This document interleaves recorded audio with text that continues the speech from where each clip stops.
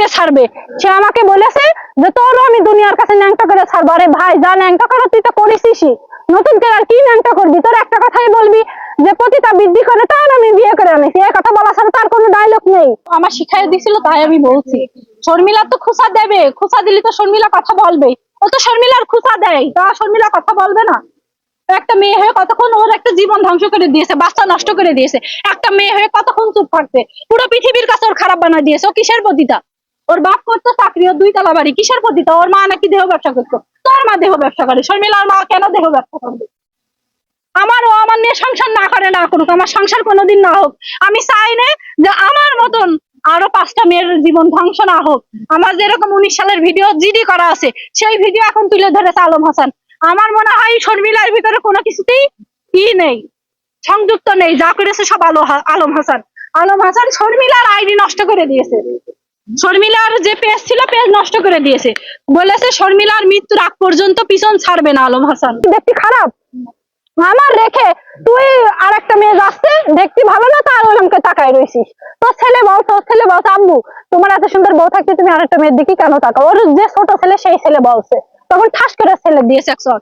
আপনারা বিশ্বাস না হলে যে হোটেলে ছিলাম সেই হোটেলে যেতে পারেন, ওর ব্যবহার সম্পর্কে আপনারা বুঝতে পারবেন। ওখানে যে ধস্তি মারামারি, আমাদের ওইখানে মার খারাপ কথা কইস, নিজের মার। আপনার দিকে আমি এই যে একটা আঙুল দিলাম, 4টা আঙুল কিন্তু আমার দিকে। ওই জানোয়ার একবারও মানে ভাবে না যে আমি মানুষের দিকে একটা আঙুল দিচ্ছি, 4টা আঙুল কিন্তু আমার দিকে। সাদিয়া নামে একটা মেয়ে কয়দিন আগে জুতার বাড়ি দিল না, আপনারা সবাই তো দেখিলেন। তারপরে ওর লজ্জা নেই, আমার কাছে জুতার বাড়ি কেউই আসবে না। আমার যতটুকু কনফিডেন্স আমি তো জানি বাচ্চা কাচ্চা নেবে না, পেটে ব্যথা কবিরাজি করে। আর ওরা অনেক লোভী, যেই বিয়ে করবে তার জন্য 20-25 লাখ টাকা থাকে বা 50 লাখ টাকা থাকে, মানে ভালো করে মাজায় টাকা বেঁধে তারপরে নিয়ে আসবা, গহনাগাটি নিয়ে আসবা। আর কখনোই বাচ্চা কাচ্চা চিন্তা করে না, বাচ্চা কাচ্চা তারা কখনোই নেবে না। আর সবচেয়ে প্রথম কথা হলো ভিডিও করার জন্য তৈরি হয়ে যে আমার পুরো ফিগার পুরো পৃথিবীর দেখানো লাগবে, এইগুলো যদি মেনে নিতে পারো তাহলে ওর বিয়ে করবা, তাছাড়া বিয়ে করবে। ঘটনা আইডি করেছে না, দেখেন আমার স্পষ্ট ফিগার বোঝা যায়, সব ভিডিও করে, আমি তো করিনি। সেই ছিল না আমি শাড়ি পরছিলাম, ও আমার শাড়ি পরতে বলিনি, যেটা সত্যি কথা সেটা।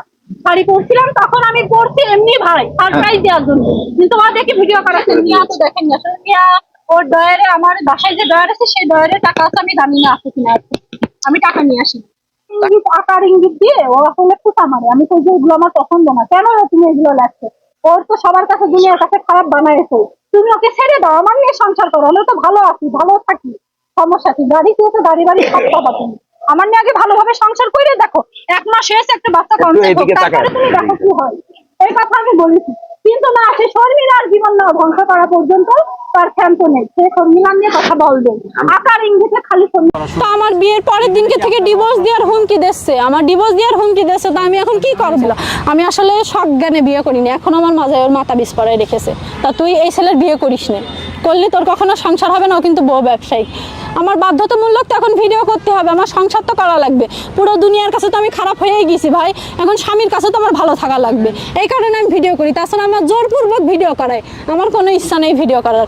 ভিডিও করে টাকাও আমার দিচ্ছে না, কোনো কিছুই আমার দিচ্ছে না। আমি যে ভিডিও করতে পারছি না, আমি ওই যে সাজিয়ে গুছিয়ে ওর মতন মিথ্যা কথা, ও যে মিথ্যা কথা বলতে বলে, ওই যে টাকা দিয়েছে কয়েকদিন আগে ভিডিওতে, সে টাকা কিন্তু আমার দিইনি, শুধু ভিডিও পর্যন্তই, বুঝেছেন? তাছাড়া বাস্তব লাইফে আসলে টাকাগুলো দেয় না, ওগুলো দেখায় আবার নিয়ে নেয় টাকা।